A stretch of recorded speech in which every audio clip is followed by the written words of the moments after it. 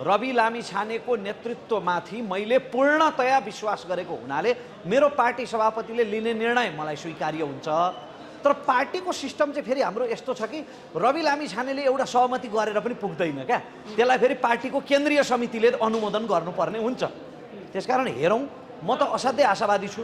भ्रष्टाचार भर्सेस सदाचारको लडाइँ हो यो अब हुने चुनाव। भ्रष्टाचार भर्सेस सदाचार, आउटडेटेड भर्सेस अपडेटेड, विधि भर्सेस व्यथिति, गुन्डागर्दी भर्सेस राष्ट्रप्रेमको यो लडाइँ भएको हुनाले विचार मिल्ने शक्तिहरू त एक ठाउँमा आउनै पर्छ। यदि हामी एकताबद्ध भएनौँ यति बेला भने त यो ऐतिहासिक अवसर गुम्यौँ भने त समाज अर्को 50 वर्ष पछाडि जान्छ र हामी एकताबद्ध भएनौँ भने उही बाघको जुदाईमा स्यालले मासु लगे जस्तो हुन्छ। आफ्नो पर्सनल स्पेसको त्यो असाध्यै सङ्कुचित भावनाबाट माथि उठुन् र सबैले राष्ट्रको पक्षमा चिन्तन गरून् र सचिने कि सकिने भन्ने समस्या त पुराना राजनीतिक दलहरूलाई थियो। त्यो पनि जेएनजी आन्दोलन हुनुभन्दा पहिला थियो। जेएनजी विद्रोह भइसकेपछि, यत्रो नरसंहार भइसकेपछि अब काङ्ग्रेस एमालेको सचिने मौका सिद्धियो, अब सकिने मात्रै हो। आजसम्म नयाँहरूको प्रश्न छ होइन। म तपाईँलाई विश्वास दिलाउन चाहन्छु, हामी मिलेरै जान्छौँ। मिलेर जानुको विकल्प छैन, हामी मिलेरै जान्छौँ। केन्द्रीय समितिले सभापतिलाई दिएको म्यान्डेट पनि त्यही छ, सबै नयाँ शक्तिहरूसँग मिलेरै जाने म्यान्डेट छ। एउटा कुरा के पनि छ भन्दाखेरि यदि चुनाव भएन भने संसद पुनर्स्थापना हुन्छ भन्ने पक्ष पनि चेतना। संसद पुनर्स्थापना हुनु हुँदैन, कुनै पनि हालतमा संसद पुनर्स्थापना हुनु हुँदैन। संसद पुनर्स्थापना हुनु भनेको बालबालिकाहरूको जसरी छाती ताकी ताकी टाउको ताकी ताकी गोली हानिएको छ 2/3 दम्बमा, त्यही 2/3 दम्बलाई अनुमोदन गर्ने खेल हुन्छ। फेरि संसद पुनर्स्थापना भयो भने हामी भदौ 22 गते जहाँ थियौँ त्यहीँ पुग्छौँ। त्यस्तो पश्चगामी काम गर्नु हुँदैन। ताजा जनादेश मागेको छ नेपालको राजनीतिक वृत्तले यो अहिलेको सन्दर्भले, त्यसकारण ताजा जनादेशमा जानुपर्छ। अविलम्ब तोकिएको मितिमा चुनाव हुनुपर्छ। हाम्रो स्ट्यान्ड क्लियर छ। कुनै पनि हालतमा ताजा जनादेशमा जानुपर्छ, किनभने केपी ओलीले पहिला 2 चोटि संसद विघटन गर्ने बेलामा भन्थे नि, अब त्यो जनादेश बाँकी छैन, त्यही भएर ताजा जनादेश चाहियो भन्थे नि त्यति बेला। त्यस्तै अहिले पनि 79 को जनादेशको अवशेष पनि बाँकी छैन। बाँकी भएको भए यत्रो जेएनजी विद्रोह हुँदैन थियो, यत्रले ज्यान उत्सर्ग गर्नु पर्दैन थियो कलिला भाइ बहिनीहरूले। त्यसकारण त्यसको सम्मान गरेर, ती शहीदहरूको बलिदानको सम्मान गरेर पनि तत्काल ताजा जनादेशमा जानुपर्छ। हस्, नयाँ मिल्न पर्ने परिस्थिति किन पनि छ भने हामीले राणाकालीन अवस्था हेऱ्यौँ, हामीले पञ्चायतकालीन अवस्था हेऱ्यौँ, बहुदलीय व्यवस्था हेऱ्यौँ, सङ्घीय लोकतान्त्रिक गणतन्त्र पनि हेऱ्यौँ। शासकहरू बदलिए तर शासकका स्वरूपहरू एउटै भए, विशेषताहरू एउटै भए। आज बदलिएको परिस्थितिमा सङ्घीय लोकतान्त्रिक गणतन्त्र मुलुकमा आइसकेपछि पनि आम नेपाली जनताको समृद्धिको चाहना, सुशासनको चाहना, परिवर्तनको चाहना, न्यायप्रतिको चाहना, समतामूलक समाजको चाहना यावत कुराहरू पुरा नभइसकेपछि नयाँ शक्तिहरूप्रति जनताको आशा छ, अपेक्षा छ। आशावादी शक्तिहरूको कार्यक्रमिक एजेन्डाहरू मिलाएर आज केवल मिल्ने कुरामा चाहिँ मिल्ने मात्रै होइन, कार्यक्रमिक कुराहरू, सैद्धान्तिक कुराहरू, वैचारिक कुराहरू मिलाएर मिल्नुपर्छ र यसले नै निकास दिनुपर्छ। किनकि लामो समयदेखि हाम्रो बाउले, बाजेले, हामीले सङ्घर्षहरू गऱ्यौँ, जिएनजीले पनि सङ्घर्ष गर्नु पर्यो। यो परिस्थितिको अन्त्य गरेर समृद्धि र विकासको लाई पुरा गर्नको लागि पनि मिल्नुपर्छ। यो आम जनताको चाहना पनि हो, हाम्रो पनि चाहना हो। हस्, धन्यवाद। धन्यवाद। स्वाभाविक रूपमा जसरी समानुपातिक व्यवस्थाको भ्रष्टीकरण गरियो, वास्तवमा त यो समावेशिताका लागि वञ्चितीकरणमा परेका वर्गलाई राजनीतिको मूल प्रवाहमा समेट्नका लागि समानुपातिक व्यवस्थाको परिकल्पना गरिएको हो नि त। तर नातावाद, कृपावाद, परिवारवाद, घरवालीवाद, ससुरालीवाद, शालीवाद अथवा गुण्डावाद अथवा बिचौलियावाद, जे भन्नुहोस् तपाईँ, जसरी यसको भ्रष्टीकरण गरियो नि समानुपातिक व्यवस्थाको, यसलाई चाहिँ चुनौती दिँदै, यस्तै खालका चाहिँ भ्रष्टाचार अनाचारलाई चुनौती दिँदै रासोपाको उदय भएको हुनाले स्वाभाविक रूपमा समानुपातिक व्यवस्थाको सबैभन्दा बढी वैज्ञानिक अभ्यास हामीले छोटो समयमा गर्न सक्यौँ भन्दा मलाई गौरव लाग्छ। रासोपा मात्रै यस्तो पार्टी हो नेपाली राजनीतिमा आजको मितिमा जहाँ कुनै पनि चुनावको टिकट चाहिँ नेताले आशीर्वाद स्वरूप खल्तीबाट झिकेर दिँदैन, सार्वभौम पार्टी सदस्यहरूले उनीहरूको विवेकले दिने हो। अब त्यति मात्र पनि होइन, फेरि सक्षमहरू बिचको प्रतिस्पर्धाको कल्पना गरेको हो नि त हामीले। त्यसकारणले उम्मेदवारलाई प्रशिक्षण, परीक्षण र आचरण सबै कुरामा तौलेर मात्रै योग्य ठहराउने जुन प्रणालीको हामी अभ्यास गर्दैछौँ यो छोटो समयमा, यसमा मलाई असाध्यै गौरव छ। यसरी रवि लामिछाने बाहिर निस्किसकेपछि या अदालतले आदेश दिएर रिहा भइसकेपछि अझै रासोपाको माग अझै बढेको देखिन्छ। अहिले नयाँहरूसँग पनि सहकार्य तीव्र गतिमा भएको देखिन्छ। हजुर, यो सन्दर्भमा लिएर के भन्न चाहनुहुन्छ? स्वाभाविक रूपमा रानो आइसकेपछि मौरीको झुन्ड प्रभावकारी हुनु अथवा सक्रिय हुनु त्यो असाध्यै स्वाभाविक घटना हो। तपाईँले भने जस्तै साथीहरूमा पार्टी पङ्क्तिमा असाध्यै नयाँ ऊर्जा र उत्साहको सञ्चार भएको छ। र जहाँसम्म नयाँहरूसँग सहकार्यको सवाल छ त्यो त कस्तो भने आफ्नो स्वार्थभन्दा आफ्नो पर्सनल स्पेसको एउटा चाहिँ तुच्छ अहङ्कारभन्दा माथि उठेर राष्ट्रको विषयमा चिन्तन गर्ने जति सबै एक सूत्रमा बाँधेर जानुपर्छ भनेर हामीले सुरुदेखि नै भन्दै आएका थियौँ। नयाँ शक्तिहरू सबै एक भएर जानलाई के त्याग गर्नुपर्छ, लौ म गर्न तयार छु भनेर मेरो पार्टी सभापतिले त बारम्बार बोल्नुभएकै हो नि त। पार्टीले धेरै अघिदेखि नै यो विषयमा प्रयत्नहरू गरिरहेकै थियो। विभिन्न तहहरूमा दुईवटा समिति गठन भएका थिए, एउटा डाक्टर स्वर्णिम वाग्लेको नेतृत्वमा उच्चस्तरीय वार्ता टोली र एउटा चाहिँ पुकार बमको नेतृत्वमा गठित संवाद समिति।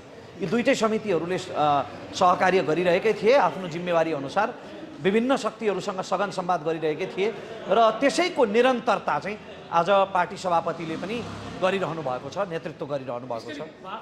बालेन शाह, कुमान घिसिङ लगायतका व्यक्तिहरूसँग जसरी सहकार्य भइराखेको छ एक हुनको लागि यो सन्दर्भमा लिएर कतिको खुसी हुनुहुन्छ, के भन्नुहुन्छ यसमा? म असाध्यै खुसी छु, किनभने यो देशलाई यदि समुन्नतिको, सुनौलो भविष्यको, समृद्धिको, सुशासनको, भुइँ मान्छेहरूको उत्थानको बाटोतिर डोर्याउने हो भने, अग्रगमनतिर लैजाने हो भने किता क्लियर हुनुपर्छ। हेर्नुहोस्, भ्रष्टाचार भर्सेस सदाचारको लडाइँ हो यो अब हुने चुनाव। भ्रष्टाचार भर्सेस सदाचार, आउटडेटेड भर्सेस अपडेटेड, विधि भर्सेस व्यथिति, गुन्डागर्दी भर्सेस राष्ट्रप्रेमको यो लडाइँ भएको हुनाले विचार मिल्ने शक्तिहरू त एक ठाउँमा आउनै पर्छ। यदि हामी एकताबद्ध भएनौँ यति बेला भने त यो ऐतिहासिक अवसर गुम्यौँ भने त समाज अर्को 50 वर्ष पछाडि जान्छ र हामी एकताबद्ध भएनौँ भने उही बाघको जुदाईमा स्यालले मासु लगे जस्तो हुन्छ। त्यसकारण जनताको हितमा, राष्ट्रको हितमा छ वैकल्पिक शक्तिहरू बीच भइरहेको यो संवाद। म त असाध्यै खुसी छु। तर एउटा कुरा सुनिन्छ, रवि लामिछाने जसरी अभिव्यक्ति दिएका थिए, पहिलो त्याग म गर्न तयार छु हो, पटक पटक भन्नुभएको जुन अभिव्यक्ति दिएका थिए। हजुर। तर यो वार्ता समीकरण हेरिरहँदाखेरि यतातिर मिलाउँ पनि भन्ने, अर्कोतिर चपक्क कुर्ची समेति राख्ने, नत्याग्ने, कुनै भनौँ न कुनै राजनीति बार्गेनिङमा कुनै पद गुमाउन नचाहने, यो प्रविधि हारियो भन्ने किसिमको आशय छ। यसलाई चाहिँ कसरी लिनुहुन्छ? त्यो वार्ता स्थलमा तपाईँ पनि हुनुहुन्न, म पनि छैन, खालि स्याल हो यहाँ चलिरहेको छ, मिडिया ट्रायल भइरहेको छ। पार्टी सभापतिले केन्द्रीय समितिलाई ब्रिफिङ गर्नै बाँकी छ। त्यो वार्तामा के सहमति भयो, विमति भएका मुद्दाहरू के हुन् भनेर त ब्रिफिङै हुन बाँकी छ बाहिर। यो त त्यसै हो हल्ला चलिरहेको छ। त्यसकारण यहाँको आग्रह कस्तो रहन्छ बालिन शाह, कुमान घिसिङ लगायतका व्यक्तिलाई? होइन, म त किनभने मैले रवि लामिछानेको नेतृत्वमाथि विश्वास गरेको हुनाले, रवि लामिछानेको नेतृत्वमाथि मैले पूर्णतया विश्वास गरेको हुनाले मेरो पार्टी सभापतिले लिने निर्णय मलाई स्वीकार्य हुन्छ। तर पार्टीको सिस्टम चाहिँ फेरि हाम्रो यस्तो छ कि रवि लामिछानेले एउटा सहमति गरेर पनि पुग्दैन क्या, त्यसलाई फेरि पार्टीको केन्द्रीय समितिले अनुमोदन गर्नुपर्ने हुन्छ। त्यसकारण हेरौँ, म त असाध्यै आशावादी छु। तर चर्चामा के आएको छ भन्दाखेरि बालिन शाहले प्रधानमन्त्रीको प्रस्ताव र सभापतिको प्रस्ताव पनि राख्यो भन्ने कुरा छ। यसमा कतिको विशेष हुन्छ? मैले भनिहालेँ नि, यो बाहिर स्याल हो यहाँ चलेको छ। वार्ता स्थलमा तपाईँ पनि हुनुहुन्न, म पनि छैन। त्यसकारण सबैजना आफ्नो पर्सनल स्पेसको त्यो असाध्यै सङ्कुचित भावनाबाट माथि उठुन् र सबैले राष्ट्रको पक्षमा चिन्तन गरून् र यो चाहिँ एउटा संवाद बृहत सहमतिमा पुगेर टुङ्गियोस् भन्ने म चाहन्छु। एउटा आम नागरिकमा के पनि प्रश्न खडा भएको छ भन्दाखेरि हजुर, जनताले जुन विकल्प चाहेका थिए, जेनजी पछिको जुन विद्रोह भइसकेपछि हजुर, जुन अब देशलाई पाउने गति र जनताले नयाँहरू तपाईँहरू एक हुनुहोस्, अब विकल्पको रूपमा आउनुहोस् भनेर जुन आवाज उठाएका थिए, अब नयाँको लागि यो अन्तिम मौका हो कि सच्चिनुहोस् कि मिल्नुहोस् कि सकिनुहोस् भन्ने लाइनमा खडा भएको छ यो नेपाली समाज भन्ने होइन, म तपाईँलाई कसरी होइन सचिने कि सकिने भन्ने समस्या त पुराना राजनीतिक दलहरूलाई थियो। त्यो पनि जेएनजी आन्दोलन हुनुभन्दा पहिला थियो। जेएनजी विद्रोह भइसकेपछि, यत्रो नरसंहार भइसकेपछि अब काङ्ग्रेस एमालेको सचिने मौका सिद्धियो, अब सकिने मात्रै हो। आजसम्म नयाँहरूको प्रश्न छ। होइन, म तपाईँलाई विश्वास दिलाउन चाहन्छु, हामी मिलेरै जान्छौँ। मिलेर जानुको विकल्प छैन, हामी मिलेरै जान्छौँ। केन्द्रीय समितिले सभापतिलाई दिएको म्यान्डेट पनि त्यही छ, सबै नयाँ शक्तिहरूसँग मिलेरै जाने म्यान्डेट छ। तर एउटा कुरा के पनि छ भन्दाखेरि यदि चुनाव भएन भने संसद पुनर्स्थापना हुन्छ भन्ने पक्ष पनि चेतना छ। संसद पुनर्स्थापना हुनु हुँदैन, भएन तपाईँहरूको स्ट्यान्ड कस्तो हुन्छ? कुनै पनि हालतमा संसद पुनर्स्थापना हुनु हुँदैन। संसद पुनर्स्थापना हुनु भनेको बालबालिकाहरूको जसरी छाती ताकी ताकी, टाउको ताकी ताकी गोली हानिएको छ 2/3 दम्बमा, त्यही 2/3 दम्बलाई अनुमोदन गर्ने खेल हुन्छ। फेरि संसद पुनर्स्थापना भयो भने हामी भदौ 22 गते जहाँ थियौँ त्यहीँ पुग्छौँ। त्यस्तो पश्चगामी काम गर्नु हुँदैन। ताजा जनादेश मागेको छ नेपालको राजनीतिक वृत्तले, यो अहिलेको सन्दर्भले त्यसकारण ताजा जनादेशमा जानुपर्छ, अविलम्ब तोकिएको मितिमा चुनाव हुनुपर्छ। हाम्रो स्ट्यान्ड क्लियर छ। कुनै पनि हालतमा चुनाव हुनुपर्छ है, कुनै पनि हालतमा ताजा जनादेशमा जानुपर्छ। किनभने केपी ओलीले पहिला 2 चोटि संसद विघटन गर्ने बेलामा भन्थे नि, अब त्यो जनादेश बाँकी छैन, त्यही भएर ताजा जनादेश चाहियो भन्थे नि त्यति बेला। त्यस्तै अहिले पनि 79 को जनादेशको अवशेष पनि बाँकी छैन। बाँकी भएको भए यत्रो जेन्जी विद्रोह हुँदैन थियो, यत्रले ज्यान उत्सर्ग गर्नु पर्दैन थियो कलिला भाइ बहिनीहरूले। त्यसकारण त्यसको सम्मान गरेर, ती शहीदहरूको बलिदानको सम्मान गरेर पनि तत्काल ताजा जनादेशमा जानुपर्छ। हस्, अहिले यति अन्तिम प्रश्न के छ भन्दाखेरि जसरी राष्ट्रसभाको माहौल बनिरहेको छ, तपाईँले यत्रो झन्डै 400 भन्दा बढी समानुपातिक सदस्यहरूको जसरी यो निर्वाचन प्रणाली गर्दै हुनुहुन्छ, देशभरि राष्ट्रसभाको माहौल भइरहँदाखेरि आगामी निर्वाचनमा राष्ट्रसभालाई कस्तो देख्नु भएको छ, राष्ट्रसभा कसरी अगाडि बढ्न सक्छ या कति जति सिक्याउन सक्छ जस्तो लाग्छ? आगामी निर्वाचनमा राष्ट्रिय स्वतन्त्र पार्टीले 2/3 बहुमत प्राप्त गर्छ भन्ने मलाई आशा छ। बाँकी भविष्यवाणी गर्नलाई चाहिँ मेरो हजुरबुवा चाहिँ ज्योतिष हुनुहुन्थ्यो, म चाहिँ ज्योतिषको नाति मात्रै हो। Thank you so much.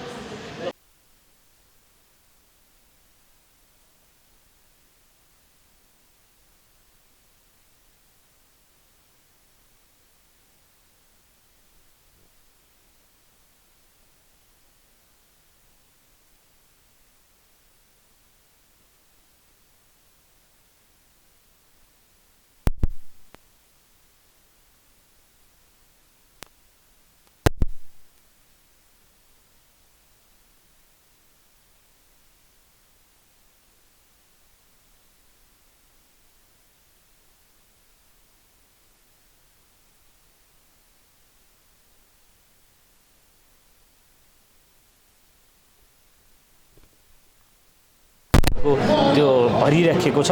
यसकारण राष्ट्रिय स्वतन्त्र पार्टीले प्राइमेरी निर्वाचनबाट 50% र 50% चाहिँ पोलिटिकल प्रोक्सिमिटी र लिडरसिप एकाडेमी अन्तर्गत फिल्ड भिजिट गर्नेदेखि लिएर आफ्नो समूहमा बसेर उहाँहरूको ब्लुप्रिन्ट समेत प्रेजेन्टेसन सुन्ने काम भइरहेको छ। नवीनतम प्रणालीको सुरुवात हो। अन्य राजनीतिक दलहरूमा यसभन्दा अगाडि चाहिँ समानुपातिक सूची चाहिँ बन्द कोठामा बसेर र खास मान्छेहरूको कोटाबाट गर्ने जुन प्रचलन थियो, यसलाई चिर्दै राष्ट्रिय स्वतन्त्र पार्टीले खुल्ला रूपमा प्रतिस्पर्धाको हिसाबले, लोकतान्त्रिक प्रयोगको हिसाबले, क्षमताको हिसाबले, सांसद भइसकेपछि प्रस्तुत गर्ने ब्लुप्रिन्टको हिसाबले चाहिँ पूर्ण पारदर्शी ढङ्गले त्यो भिडियो रेकर्डेड सहित त्यो राष्ट्रसभा सदस्यहरूले पनि मतदान गर्ने गरी छनौट भइरहेको छ। यो सुसंस्कृत राजनीतिको एउटा अभ्यास सुरुवात गरेको छ। अब एउटा महत्त्वपूर्ण प्रश्न, जसरी सामाजिक सञ्जालमा टिका टिप्पणीहरू आइरहेका छन्, सभापति तपाईँको बाहिर आइसके पश्चात जुन राजनीतिक एकताका कुराहरू उठिरहेका छन् बालेन शाहसँग, कुलमानी घिसिङसँग, त्यो विषयमा तपाईँको धारणा के छ? कतिपयले भनिरहेका छन् कवि लामी छानेले सभापति छोडेको खण्डमा र प्रधानमन्त्री नबन्ने शर्तमा बल्ल बालेन या कुलमान यो पार्टीमा आउने भन्ने कुराहरू छ। यसप्रति तपाईँको धारणा के छ? वैकल्पिक र नयाँ शक्तिहरू एक ठाउँ उभिन पर्ने परिस्थितिको निर्माण भएको छ। जेएनजी आन्दोलनपछि जुन राजनीतिक घटनाक्रम जुन ढङ्गले विकास भयो, सुशीला कार्की प्रधानमन्त्रीको नेतृत्वमा फागुन 21 गतिको निर्वाचनमा देशै हुमिएको छ, सरकार त्यसको तयारी गरिरहेको छ। यसकारण हामीले लामो समयदेखि कम्युनिस्टका, काङ्ग्रेसका, माओवादीका सरकारहरू हेऱ्यौँ, त्यो फ्रस्ट्रेसन पनि जेएनजी आन्दोलनहरू पोखियो र जेएनजी आन्दोलनपछि जनताले चाहिरहेको सुशासन, परिवर्तन र समृद्धिको यात्रा चाहिँ नयाँ र वैकल्पिक शक्तिहरू एक ठाउँ नउभिने हो भने यो सम्भव छैन भनेर संवादको सुरुवात भएको छ। संवादको सुरुवात हुनु नै सुखद पक्ष हो। संवादहीनताले तोडिएको छ। संवादै भने भेटघाटै नगर्ने परिस्थिति थियो। आज पार्टी सभापति आदरणीय रवि लामिछाने बाहिर आइसकेपछि जुन भेटघाट र संवाद भएको छ, संवाद हुने क्रममा संरचनात्मक ढङ्गले कसरी जाने, पैतृक जिम्मेवारी बाँडफाँडको हिसाबले कसरी जाने, जुन पार्टी सभापति रवि लामिछानेले जो राष्ट्रिय स्वतन्त्र पार्टीको सुरुवात गर्नुभयो, जसले वृक्ष रोप्नुभयो, त्यो वृक्षकोलाई स्याहार सुसार त्यो व्यक्तिले अधिकतम राम्रो ढङ्गले गर्न सक्नुहुन्छ। जसको शिशु हो, जसले जन्माएको हो, त्यो शिशुको पालन पोषण, भरण पोषण र एउटा वयस्क सफल मान्छे बनाउन सकिन्छ। यसकारण रवि लामिछानेले वैकल्पिक शक्ति र अभियानको शिशुलाई उजागर गरेर 4th लार्जेस्ट पार्टी निर्माण गर्नुभयो। महानगरका मेयर बालेन शाह लगायत तपाईँले जोड्दै गर्नुभएका जो उज्यालो नेपाल पार्टी स्थापना गर्नुभएको कुलमान घिसिङहरू एक ठाउँ उभिनुपर्छ। यो स्वागत योग्य कुरा हो। यसमा पहिले विषयहरूले पार्टी कसले चलाउने, प्रधानमन्त्री कसले बन्ने, समानुपातिक निर्वाचनमा कसरी हुने, चुनाव चिन्हहरू कसरी प्रयोग गर्ने, पार्टीको नाम के हुने भन्ने कुराहरू चाहिँ राष्ट्रिय स्वतन्त्र पार्टी स्थापित भइसकेको छ। घन्टी चुनाव चिन्ह स्थापित भइसकेको छ। स्थापित कुरालाई केवल आफ्नो नाम र आफ्नो भाग खोज्ने नाममा स्थापित कुरातिर नगएर स्थापित कुरालाई स्थापित गर्दै मूलभूत रूपमा एजेन्डामा केन्द्रित भएर हामीले सठिक सोधेको के सभापति छोडेको खण्डमा, प्रधानमन्त्री छोडेको खण्डमा घन्टीको ठाउँमा लौरो प्रयोग गरेको खण्डमा तपाईँहरू सहकार्यमा जाने नजाने ठ्याक्कै भन्नुहोस्। होइन, यो म एउटा पार्टीको जिम्मेवार जुन विभागमा जिम्मेवारीमा छु, यो मेरो नियन्त्रणभित्रको प्रश्नको जवाफ भन्दा पनि पार्टीको माथिल्लो नेतृत्वले गरेर निर्णयलाई पार्टीको एउटा नेता तपाईँको सही सहमति रहन्छ कि रहँदैन त्यसमा? हामी त पार्टीको नेतृत्वले गरेको निर्णयलाई कार्यान्वयन गर्ने, नेतृत्व जोगाइयो भने मात्रै पार्टी स्थापित हुन्छ भन्ने कुरा मान्यता विश्वास गर्ने भएर नेतृत्वको कुरालाई हामी पूर्ण रूपमा विश्वास गर्दछौँ, त्यसलाई स्वीकार गर्दछौँ। तपाईँहरू नागरिक सामु जाँदाखेरि नागरिकले के पनि भनेको सुनिन्छ भन्दाखेरि तपाईँहरू नयाँ जसरी पनि मिलेर आउनुहोस् भन्ने खबर तपाईँको कानमा कता न कता गुन्जेको पनि होला, त्यो परेको पनि होला। नयाँ मिल्नै पर्छ भन्ने सन्दर्भमा चाहिँ सुझावसँगै यहाँको आग्रह के रहन सक्छ? नयाँ मिल्न पर्ने परिस्थिति किन पनि छ भने हामीले राणाकालीन अवस्था हेऱ्यौँ, हामीले पञ्चायतकालीन अवस्था हेऱ्यौँ, बहुदलीय व्यवस्था हेऱ्यौँ, सङ्घीय लोकतान्त्रिक गणतन्त्र पनि हेऱ्यौँ। शासकहरू बदलिए तर शासकका स्वरूपहरू एउटै भए, विशेषताहरू एउटै भए। आज बदलिएको परिस्थितिमा सङ्घीय लोकतान्त्रिक गणतन्त्र मुलुकमा आइसकेपछि पनि आम नेपाली जनताको समृद्धिको चाहना, सुशासनको चाहना, परिवर्तनको चाहना, न्यायप्रतिको चाहना, समतामूलक समाजको चाहना यावत कुराहरू पुरा नभइसकेपछि नयाँ शक्तिहरूप्रति जनताको आशा छ, अपेक्षा छ। आशावादी शक्तिहरूको कार्यक्रमिक एजेन्डाहरू मिलाएर आज केवल मिल्ने कुरामा चाहिँ मिल्ने मात्रै होइन, कार्यक्रमिक कुराहरू, सैद्धान्तिक कुराहरू, वैचारिक कुराहरू मिलाएर मिल्नुपर्छ र यसले नै निकास दिनुपर्छ। किनकि लामो समयदेखि हाम्रो बाजेले हामीले सङ्घर्षहरू गऱ्यौँ, जिएनजीले पनि सङ्घर्ष गर्नु पर्यो। यो परिस्थितिको अन्त्य गरेर समृद्धि र विकासको लाई पुरा गर्नको लागि पनि मिल्नुपर्छ। यो आम जनताको